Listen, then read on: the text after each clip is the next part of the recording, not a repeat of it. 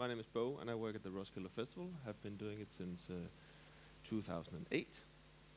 Work mostly in marketing and digital strategies, that being mobile and all sorts of things. I'm not going to fling very many numbers at you today, and I'm going to keep it very short. Just give you a small, because so much is going on at the festival, and we're already a lot into planning next year. I'm actually between meetings, but could just squeeze it in, hoping to hear some music as well. But yes.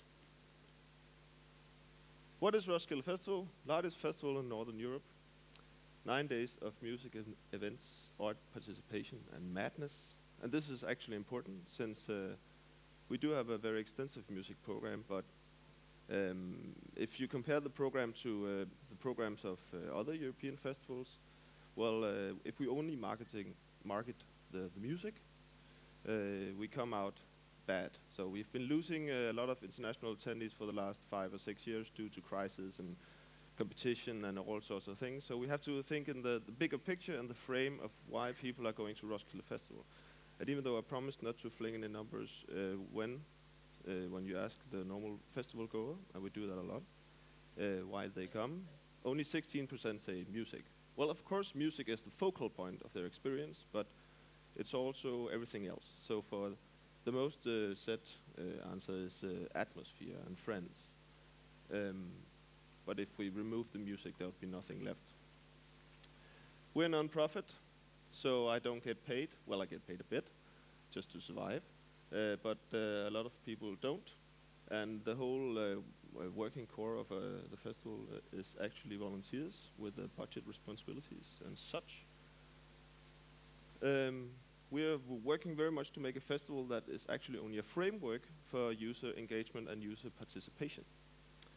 And as a note to the mobile thing, I'm sorry for the slides, I just wrote these this morning, and it's an old slide as well. We have a notoriously bad connectivity at the festival, which is quite funny. Not so much when you're there, though, but when you're working with a mobile, it is. This is a short story about an app. We started engaging in the mobile thing for real in '99 when we had SMS services. You all remember them maybe.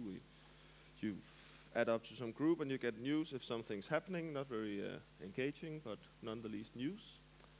2007, we started working with technical schools to make experiments and programs where they come and do apps, or in this case, like Bluetooth experiment. But we're not really launching any of our own mobile apps yet. This changes in 2008 when we have this. Don't know if you remember it. I don't actually know if it's called the same in Germany, but in Denmark it was called WAP. It is? Oh.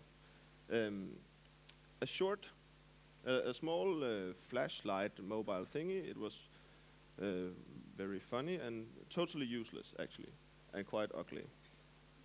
And it couldn't connect to the net even back then, so it was just, So we made it again in 2009 on another phone. It was mostly the same, still mostly useless.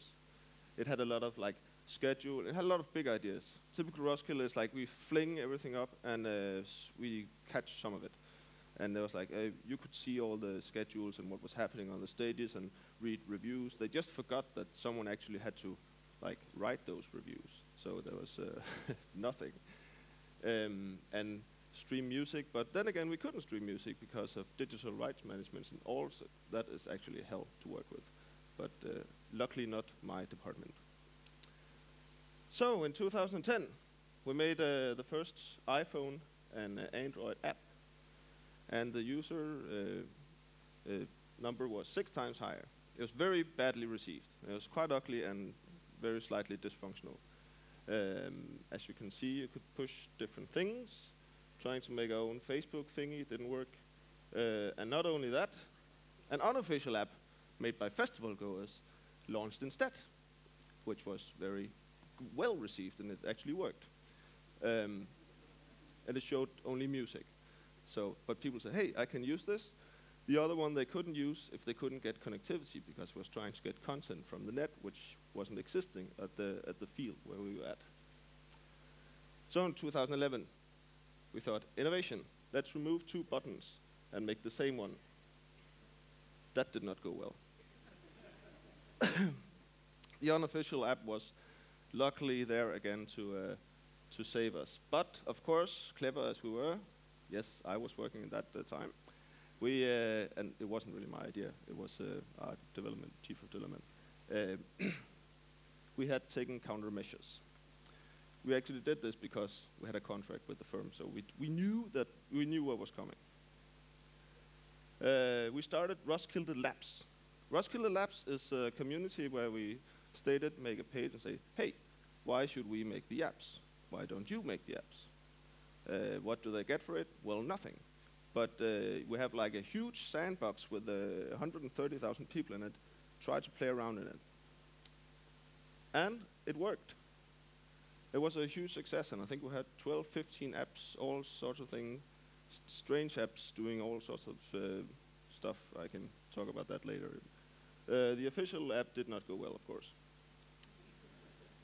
2012, this year, spent a lot of time with a high-class design company making this app. Should be totally offline. It was partly. There was just a small thing where when you opened it, it tried to connect to the net, and then again you was like staring at it. It was like, work, god damn it. But apart from that, it was actually quite well received, and Labs was still going strong. So that was actually the only point I want to make. If you have users or have good content, have some kind of fan community, engage in it and let them build stuff for you, because if you're true to your product and if you give them the opportunity to shine, you don't really have to invent the wheel, because they're probably way better at it than you. That was it.